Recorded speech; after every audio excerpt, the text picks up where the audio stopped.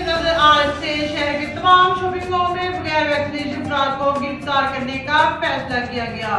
DNA news के मुताबिक commissioner office Lahore में कोरोना के पेश नजर अहम इजलास हुआ, जिसमें कोविड एसओपीज और वैक्सीनेशन के हवाले से सख्ती का फैसला किया गया। इजलास में वैक्सीनेशन न करवाने वाले सरकारी मुलाजमीन के खिलाफ पेड एक्ट के तहत कार्रवाई का फैसला किया गया। इसके अलावा लाहौर में थाना सतह पर कमेटियां बहाल करने, इंडोर शादी की तकरीबात पर मुकम्मल पाबंदी, जबकि आउटडोर में भी मुकर्रर तादाद को चेक किया गया। कमिश्नर लाहौर ने कहा कि हमें कोरोना की चौथी लहर का सामना है, लोगों की गफलत से तेजी से फैल रहा है।